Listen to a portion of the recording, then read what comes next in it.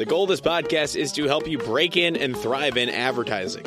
Welcome to ADjunct, where we interview the top advertising lecturers and professors across the country to lend some knowledge to your ear, without spending thousands of dollars on a university credit.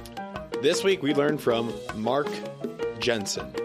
Mark Jenson is a lecturer at the University of Minnesota Hubbard School of Journalism and Mass Communication. Probably one of the nicest guests I've ever had on the show. His passion and kindness exude in this episode, as you can tell two things. First, he knows how to help students break into advertising.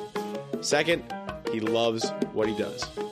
We had a great conversation. We discussed whether or not aspiring advertisers should pursue a master's degree, how to develop a portfolio, and the importance of client experience and networking.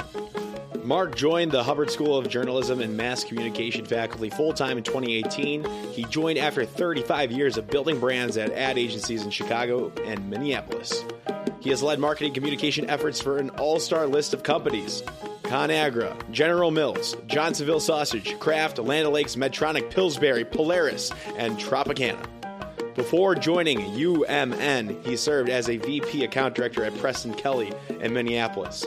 His other agency experience includes Leo Burnett and Foot Conan Building in Chicago.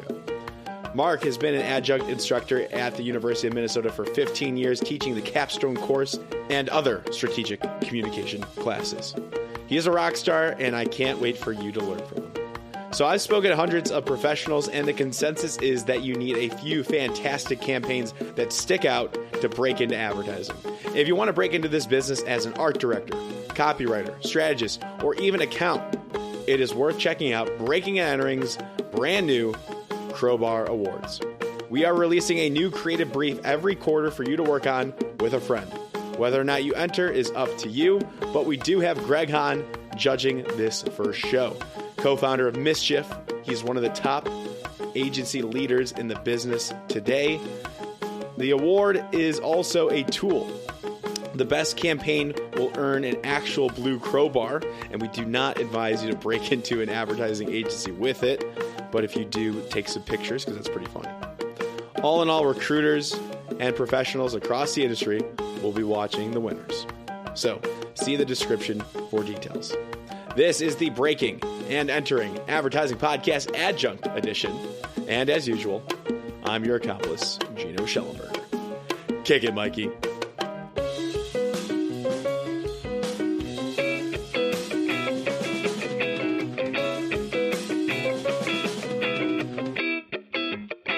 All right, Mark Jenson, welcome to the Breaking and Entering Adjunct Podcast. How are you doing today?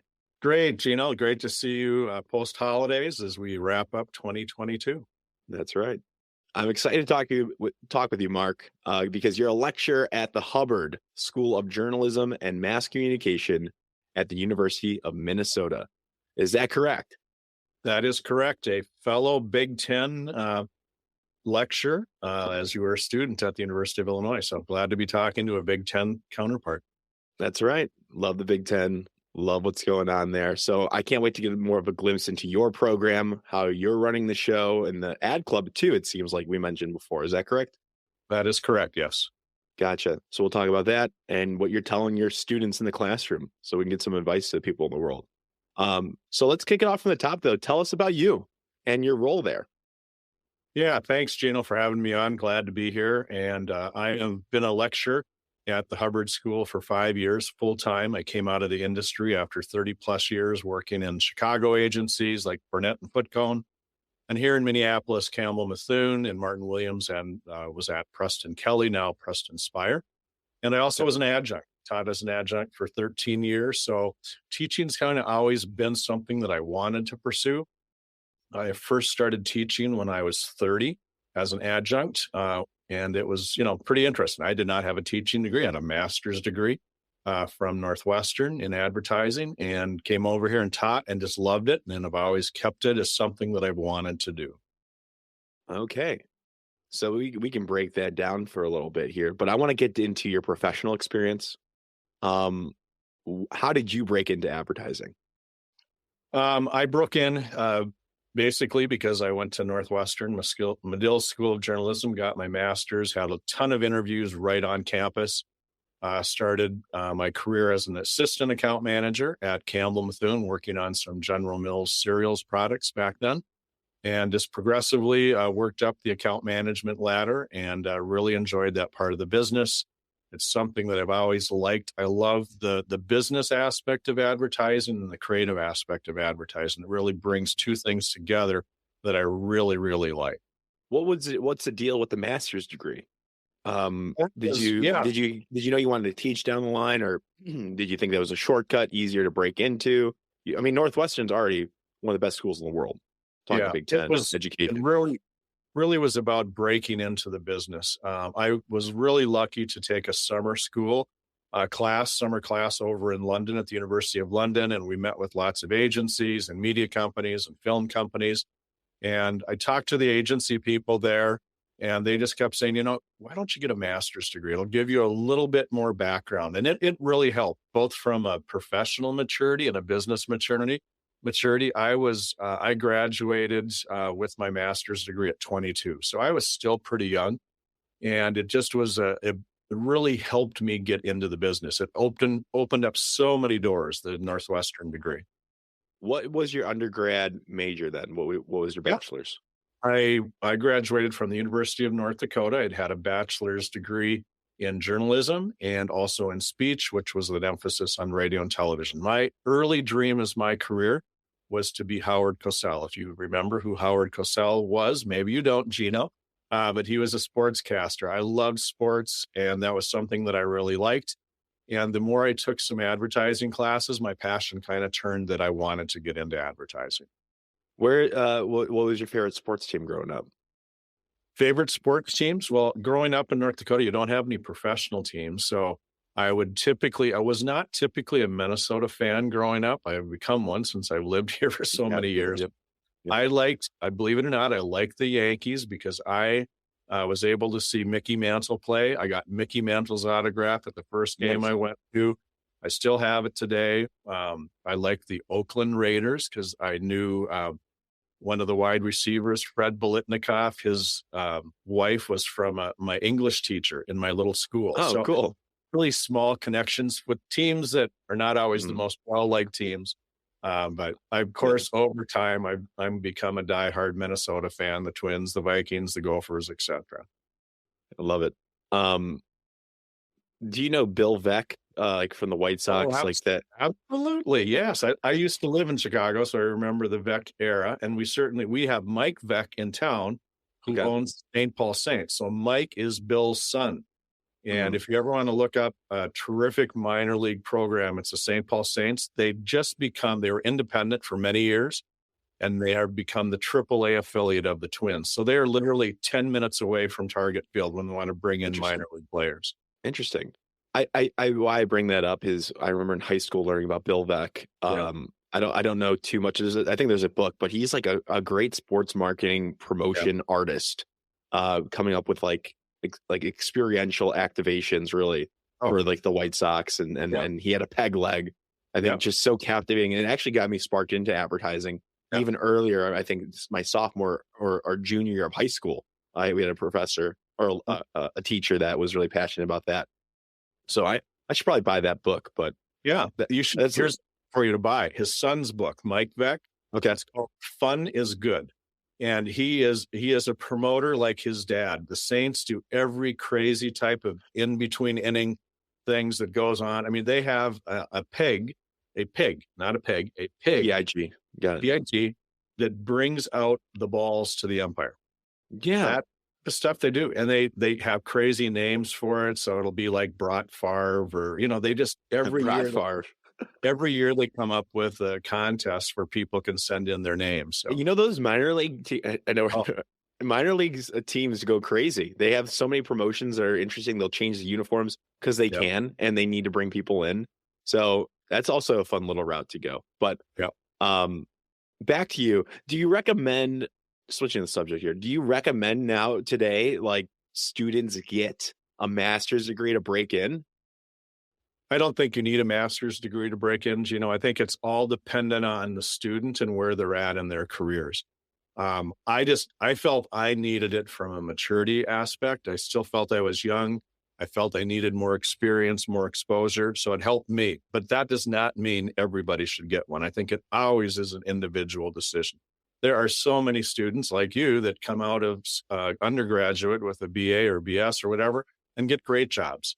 So at that point, unless they want to do something further in their careers, a master's is not a requirement by my eyes. But I have a lot of students will ask that question, and we always have a handful every year that are going to go pursue a master's degree of some type. So I'm definitely looking into like a 1-year online program, just something quick, mainly because I want to break into academia down the line.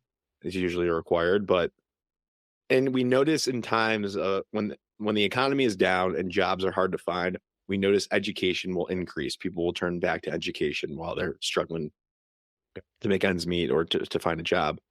We see that in portfolio schools. We see that in master's degrees, which we can get into in a little bit. So it's not definitely necessary, but it can't hurt if you can afford it and you have the time and you can find a good 1-year program that's relatively cheap comparatively.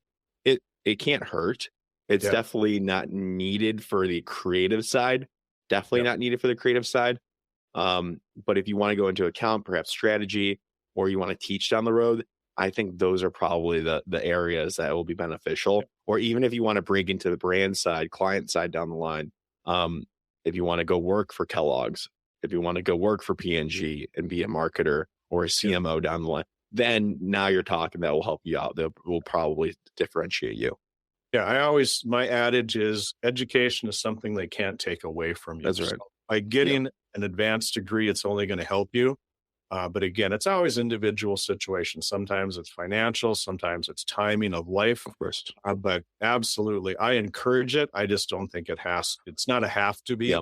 It's more about if you want it to be. What other masters? I mean, if I studied advertising undergrad, what would pair well? What would complement what would complement that advertising undergrad? What type of masters should I look into? Yeah, I think one school that I talk a lot about is VCU, the Brand Center.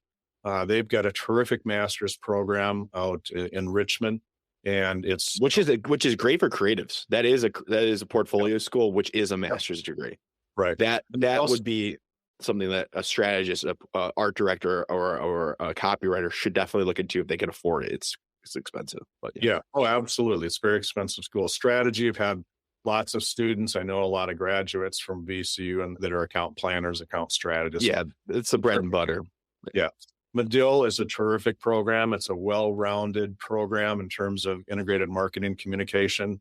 And they have different levels of programs. I mean, when I went, it was a 1-year program. I think they also have 2-year programs, depending on what your undergraduate degree has been and how fast you want to go through the program. Yeah, I'm trying to get Jerry Chiaro, I think his name is. Okay. Trying to get him on the podcast. So good. I think we touched on this pretty well.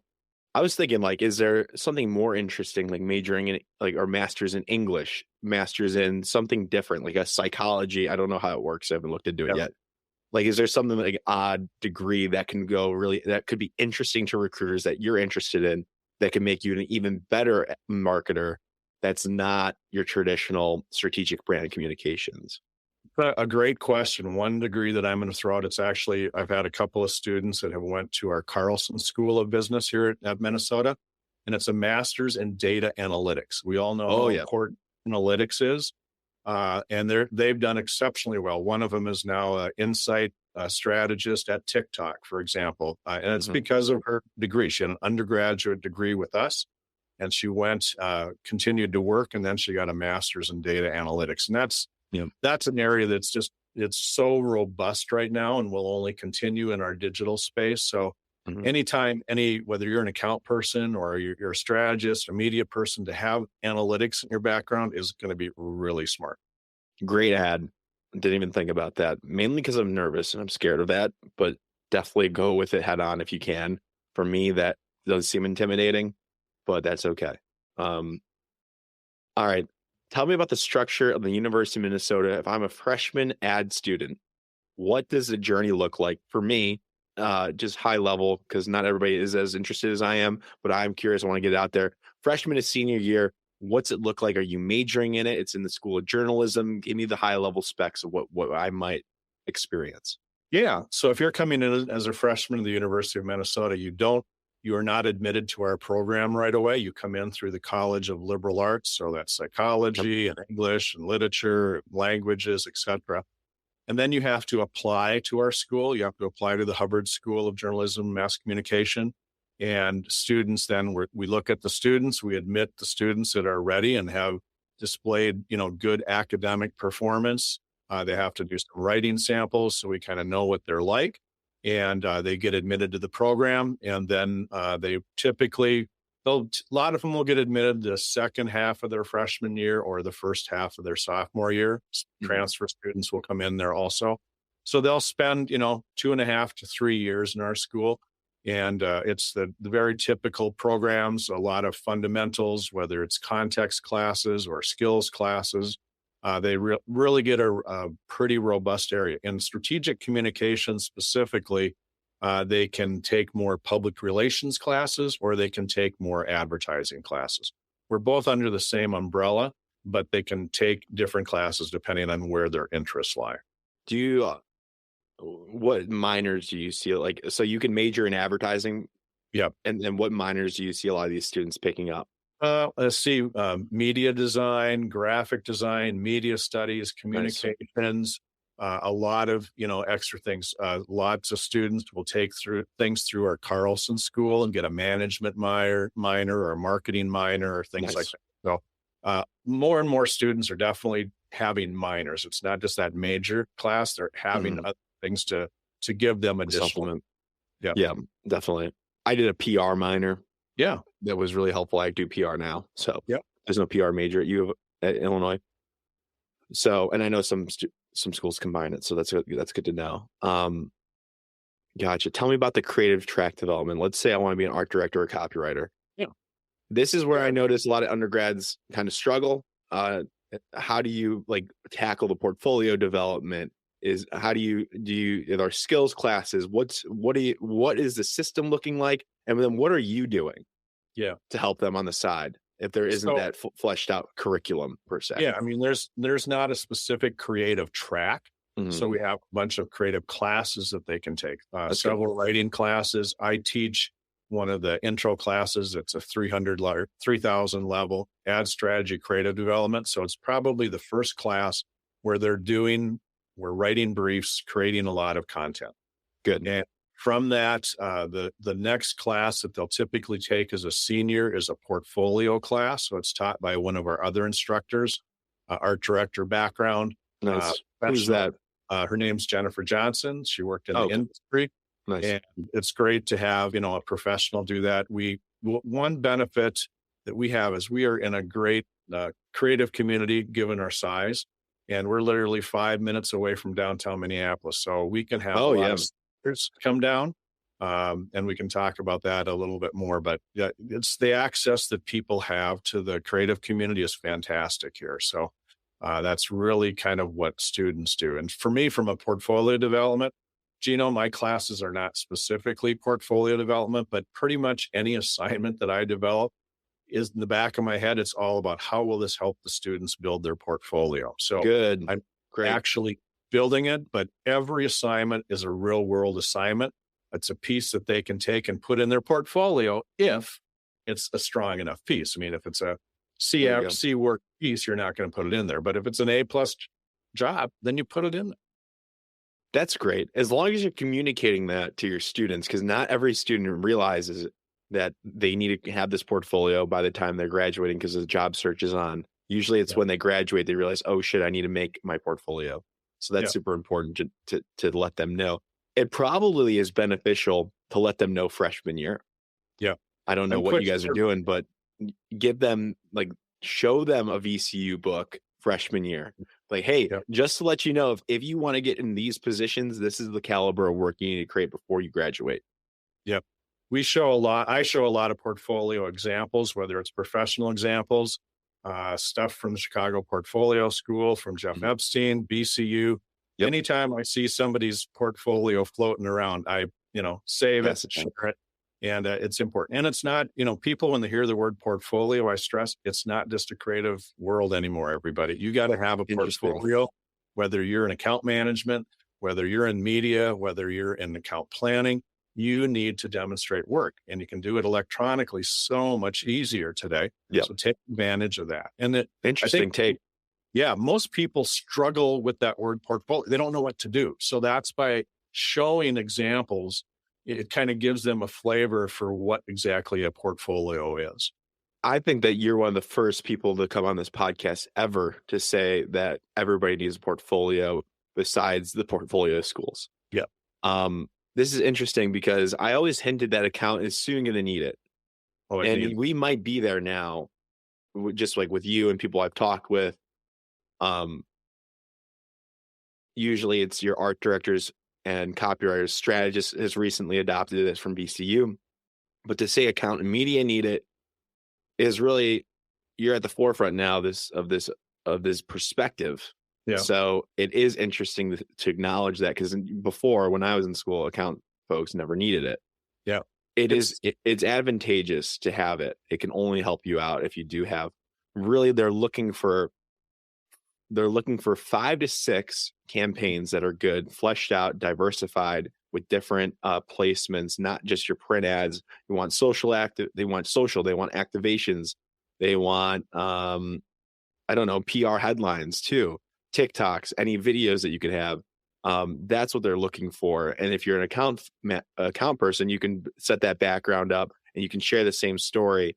And maybe you can throw in another flair of, like, if it was a real account, if there was any business results too. Oh, absolutely. I mean, I think you said it. You said advantageous. It's like a point of difference. If you're an account person and you have a portfolio electronically that somebody can go look at versus somebody that's just sending in their resume, the portfolio is going to work a lot harder for you, because people want to see what you did. They don't want you to just talk about what you did at school. Show me what you did at school. Perfect. Exactly. And there's also a point of difference here. If you want to do an account portfolio, it is going to look different from a strategy, art director, and copyright portfolio, mainly because of the word spec work. Yep. You want good spec work as a creative path.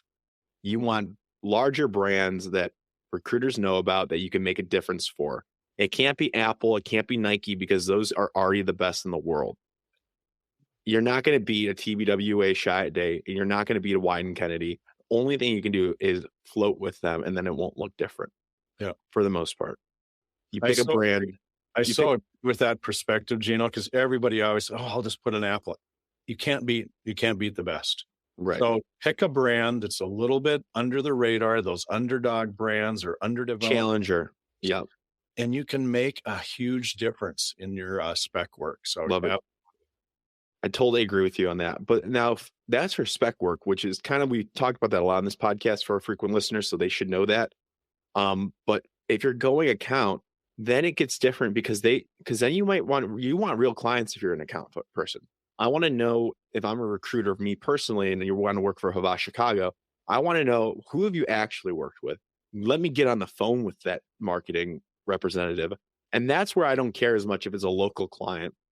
If you have like a local coffee shop, I don't mind that as much. I like it to be bigger if possible, but I want to see real results, and and call them up and ask, hey, what was the relationship like? Were they good? Were they following up with you? How'd they communicate? So that's my take. Does that align? Maybe that's something that you can take. Yeah, I think definitely the more real work you have, the stronger the portfolio is, but some students don't have that example. So I always say, take the work from your classes. And if you have developed some really strong strategic work in your classes, or you were part of a team that developed a campaign, share those examples. Yeah. Because people want to see what you can do rather than just hear what you can do in an interview. So, some people have had great experiences, and some people are a little lighter in that area. So I say, okay, what's the 3 best examples from your classes? What are the 3 best pieces of work, or 4, or whatever, and put those into your portfolio. Yeah. And I think also, if you can bring in some clients for it, this is where it gets tricky. If you can bring in some interesting clients at a larger scale, then it'd be advantageous for everybody. Your account folks, and your your creative folks and your account folks, they'll benefit if it's a real larger client. But if you get a smaller nonprofit, it's only going to benefit your account folks and not so much your creatives, because it's going to be hard. So it's a balance, right? Absolutely. I think one of the classes I teach, it's a typical capstone at any school. It's a campaigns class, so it works on a campaign. I'm really lucky to live in this market, so I reach out to a lot of people that I know. So this past fall, we worked with General Mills. So you go. You did it. We worked with General Mills. We worked on the 4 student groups in my class, worked on Old El Paso. Nice. We had 3 meetings with the client. The final presentation is to the client. And at the end of the class, they have that final presentation experience, but they also have 100+ page book that they can bring into an 100 pages. Plop on a desk. Yes, we have a pretty good requirement for that. Jeez. And it is, it's a terrific thing. I've had so many students come back and tell me, when I take that book in and put it on an interviewer's desk, it changes the interview, because it's every part of it, research to executions. They do it from beginning to end. What are the team sizes? 4 to 5, depending on the class size. What does the account person do in that class? Each team will typically have a creative person on it and a couple of account people. There tends to be more advertising, PR account folks. Somebody that's interested in media, I let them determine their areas they want to go into. A lot of them will say, I'm only going to do this. A lot of them will work on everything across the spectrum. But it really is all about collaboration, because it is totally mimicking a new business process that they would have in an agency, longer time frame, but certainly the same process. So that's a new business role. You can literally use that to break into a new business, which is an area I neglected on this podcast, actually. And I work in new business, so I should probably get some more new business folks. That's a good reminder. I love it. Send me some of those books so people that need jobs. Well, we have an internship opening up, I know, at Havas, probably by the time this is posted. So cool. Great. And you did it. You did a great job, because you got a larger client. I know there are some organizations that will give you, or there's some schools, there's some capstone projects that do these small local coffee shops.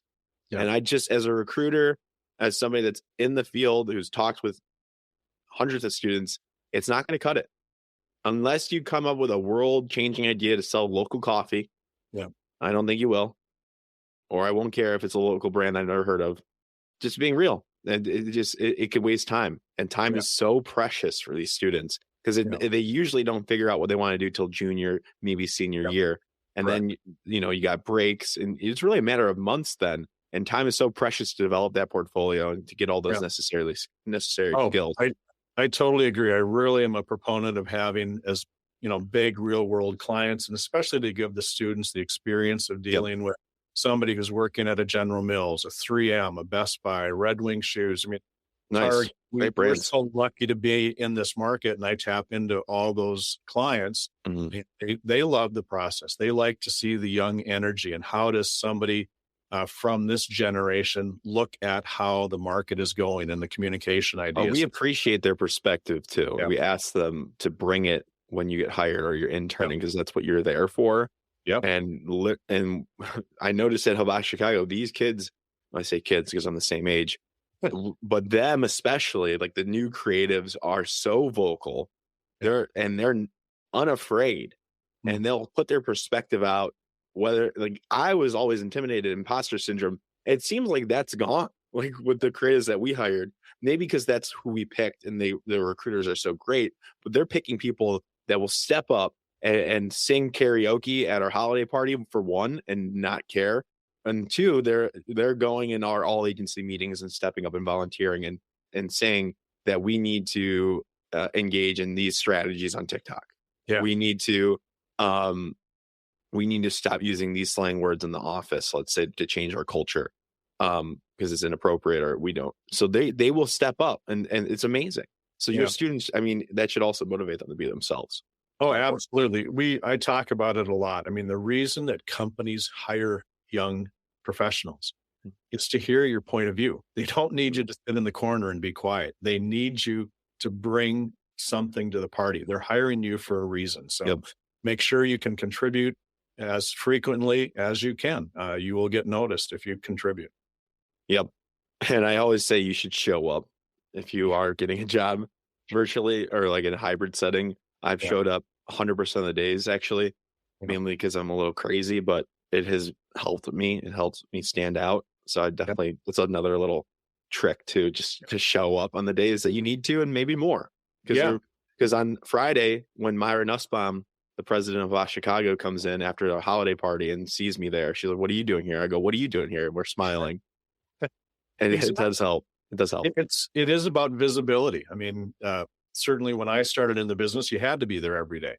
And yes, we live in a Yeah. hybrid world, but let me tell you, the students, young professionals that are in the office more frequently, they're getting a lot more recognition because they're visible. Exactly what you said, the little hallway conversation with your agency president. You don't get that on Zoom. No, So be there and take advantage of those opportunities. That's smart. Very smart, Gino. thank you. So what other advice do you have? Like I could talk about thriving when you get in, but when you're looking at your students or when you're in that capstone class, what are some of those hallmark or key things that you're preaching every single year that seems to work? What are those main lessons? Yeah, well, I think pieces of advice for their long-term career. I'll give you three things: Thank you. network, network, and network. And you can't network enough. That's just so critical, so critical. What you're doing with this podcast, that's networking. You're getting to meet more people. That's what it's all about. Resume, making your resume full of great experiences, but don't just list your job experiences. Tell me what you did. How did you achieve results? Give me some tangible results. Every resume I look at for the first time, it's the first piece of advice that I give people. What did you do as that customer service representative? Or you were, Numbers. give me some results. Really, really important. And then finally, experiences. Just build your resume with more and more experiences, all different types of things. Like some students a couple of years ago during the beginning of the pandemic had a tough time getting internships. And I kept saying, just go volunteer someplace. Go volunteer for a local pizza joint to do some social media for 'em. Get experiences wherever you can. I remember when I was in college back many, many years ago, I worked at Sears, a company that hasn't done very well recently. I sold paint in the hardware department. And the reason I did it is I was customer facing. I had to learn how to react to customers, which then would help me as an account manager. So I always looked for ways to deepen your experiences. Not everybody's going to have that perfect agency internship experience. So find additional ways to build your resume to make a difference. And finally, apply for internships, apply for scholarships, apply. You can't get something if you don't apply to something. So I really, really encourage applications of any type to get into places. I love it. Students should apply to our new creative award called the Crowbar Awards. A little plug Yeah. there, description for that. But yeah, totally agree with all of what you're saying. And every experience you have, you can make it into a narrative. You can bend the narrative to help you break into advertising. Yeah. You can be a doctor. You could be a biology major. You can be somebody that went to law school for 2 years and dropped out. You can bend that narrative to help you with advertising because really lots of perspectives are needed in this industry. So the pizza joint, selling paint, just figuring out how to spin that and I actually apply because there are lessons that you've learned that are super important to thrive in advertising. Absolutely. Great. Anything else? Did we not cover anything? Anything else you want to bring up, Mark? I think we touched on it a little bit, and it's just the whole idea about, what do I teach in the classroom? And I think it's so important to bring real world experience from my agency experience, having lots of guest speakers in. All my assignments, I really, again, try to make sure that it's a real world perspective. So if we're developing creative content in my ad strategy, creative development class, we're developing a TikTok, we're developing Facebook posts. We're doing everything that students can take out and show, in addition to doing videos and print and et cetera. Love it. The other thing I love to do is every class period, I start by sharing any jobs or internships Perfect. that I'm aware of. So we have 28 class periods for each semester. they get multiple opportunities to apply to things. So when you have a chance, send me, make sure I see the Harvest thing, and I'll make sure that gets published in our classes. And I think the important thing is sharing content. So I love to share a lot of content with my students. Our system, our learning management system is Canvas. I don't know if you're familiar with the Canvas system, but for every lecture, I have 4 industry articles that are relevant and updated, and I have 4 interviewing and job tips articles. So I'm giving students constant content about things like that, telling them about great books that are coming out. Cameron Day, you know who Cameron Day is. He has written a couple of really terrific books for entry-level advertising, how to break into the business. He's going to be a guest speaker in one of my classes in April, telling them about connect me. Okay, absolutely. I will connect Cameron Day. He has written he's written 2 out of a series of 3 books, and it's called the Advertising Survival Guide. The first one is all about breaking into the business. So if that rings a bell. And then Thomas is a terrific book called Junior out of White and Kennedy. And of course, podcasts. I love sharing podcasts. So I'll share Breaking and Entering. Another podcast that I love to share is The Brief Brothers with Howard Eibach and Henry Gomez. I've never heard of that. Well, I'm going to make sure you hear about that one, because that's another good one. A lot of great speakers on there. Brief Brothers? The Brief Brothers. That's what it is. Yep. Good to know. Love it. Sharing resources that are up to date, as well as the tried and true advertising theories, makes a lot of sense. It's a good combination, a good healthy balance that sometimes it gets weighed on one side of the scale. Yeah. So I'm glad that you and academia at Minnesota, you're putting a balance back to theory versus application in real world, which is a really, really healthy balance that is a perfect mix to help your students out. So congrats to you. Your students are very lucky to have you. It's just now a matter of those students reaching out to you and getting those resources and following up and not being a bother, but being persistent, so you can help them out. And I'm sure you know how to do that very well. I could do the same. They can always reach out to me too. So Mark, how can my listeners now, and here we go, we got the golden gopher. Yeah, it's instead of Elf on the Shelf, we got Goldie on the Shelf today is what we're going to do. Gotcha. There you go. We'll put this on the Instagram if I remember. How can people reach out to you if they want to get some advice for portfolio review? I don't know, whatever else students need. Well, happy to have students reach out to me. LinkedIn, I've got lots of opportunities, so just reach out to me on LinkedIn. Email is jenso01@umn.edu. I'm happy to talk to people. Perfect. Well, this has been great. Thank you for giving us some insight on how you teach, what you teach, and the advice that you give. So, Mark, it's been a pleasure. Thank you again. Absolutely. Thanks, Gino, for the opportunity, and good luck to you throughout your career at Hobbs and wherever it goes from there. Thank you. I appreciate you.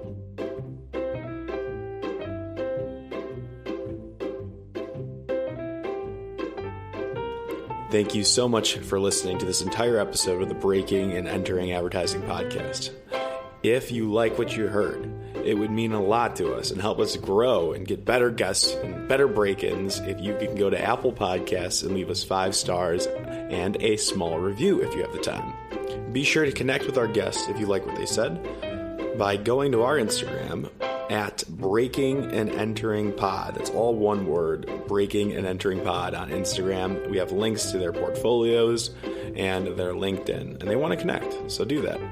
And thank yous. Thank you to Mikey Malarkey, our audio engineer, and Buchan Zhang, our creative director. Can't do it without you two, and a team from the University of Illinois. It's a student team from the agency called AdBuzz. They're a PR agency, and it's been a pleasure working with them. Thank you all so much, and we will see you next week with another amazing guest.